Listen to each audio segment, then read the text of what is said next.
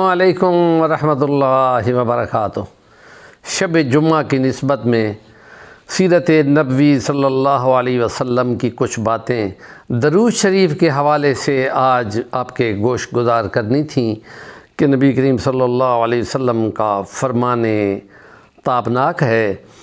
کہ جمعے والے دن اور جمعے والی رات مجھ پر کثرت سے درود پڑھا کرو۔ علماء کے نزدیک مختلف اصحاب نے اپنی کتابوں میں لکھا کہ کسی کے نزدیک دن میں 7 بار 100 بار یا 350 بار رات میں اور 350 بار دن میں درود شریف کا پڑھنا، اور پھر اس کے نتیجے میں حوض کوثر پہ نبی کریم صلی اللہ علیہ وسلم کا زیادہ قرب اور زیادہ سے زیادہ حوض کوثر کے آب حیات ملنے کی امید کی جا سکتی ہے۔ نبی کریم صلی اللہ علیہ وسلم کی چونکہ درود کی برکت سے زیارت نبی صلی اللہ علیہ وسلم بھی کاملوں کو نصیب ہوتی ہے، تو اس میں آپ دیکھیں عبد المجید ایڈوکیٹ یا المجید صاحب نے اپنی سیرت کی کتاب کو، جس کو وہ یہ کہتا ہے سیرت نبوی صلی اللہ علیہ وسلم بعد از وفات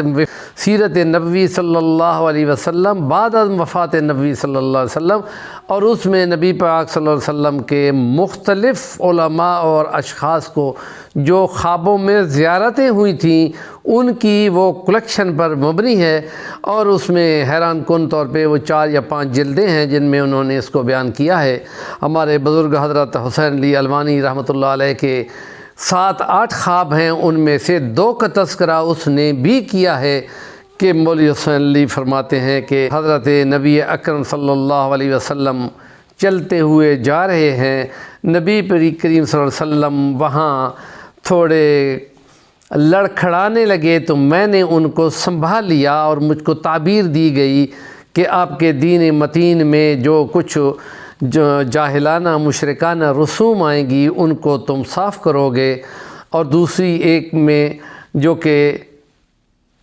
تیسرا خواب ہے، اور وہ یہ ہے کہ پل صراط پر ہم تیزی سے ملتے ہوئے ایک دوسرے کو پکڑے ہوئے گزر گئے ہیں، اور بعض ناہنجار لوگ فرقہ پرستی کے حامل لوگ ان دونوں خوابوں کو آپس میں ملا کر الٹ دیتے ہیں۔ یہ تلبیس ابلیس جب کرتے ہیں تو وہ فرقہ واریت بن کر فساد بن جاتا ہے کہ یہ دیکھو مولوی حسین علی نے لکھا ہے کہ پل صراط سے نبی گرنے لگے ہیں، میں نے سنبھال لیا۔ ایسی جھوٹ اور ایسی ملعونی بات صرف انہی کے منہ سے ہی نکل سکتی ہے جو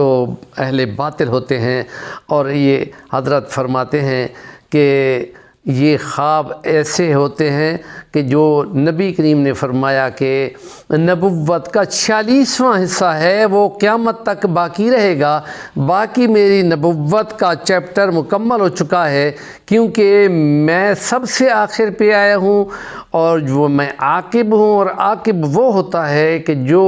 انبیاء کی لائن میں سب سے لاسٹ پہ ہوتا ہے، آخر پہ ہوتا ہے، اس کے بعد پھر کوئی نہیں ہوتا، اگر کوئی ہو تو پھر وہ عاقب ہوگا۔ اس لیے حضور فرماتے ہیں میں عاقب ہوں، میں حاشر ہوں، میں ماحی ہوں،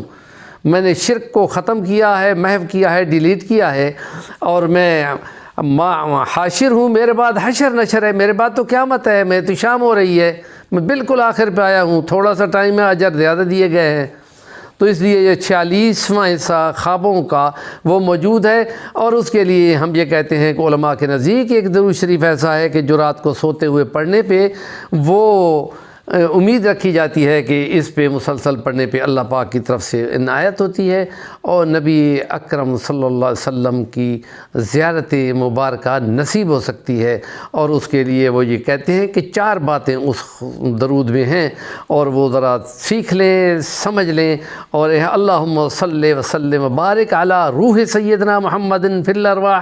وصلی علی قلب سیدنا محمد فی القلوب، وصلی علی جسد سیدنا محمد فی الاجساد، وصلی علی قبر سیدنا محمد فی القبور۔ یہ 4 باتیں اپنے 4 انگلیوں پہ پڑھیں، اور کہ اس کو 10 بار دہرائیں،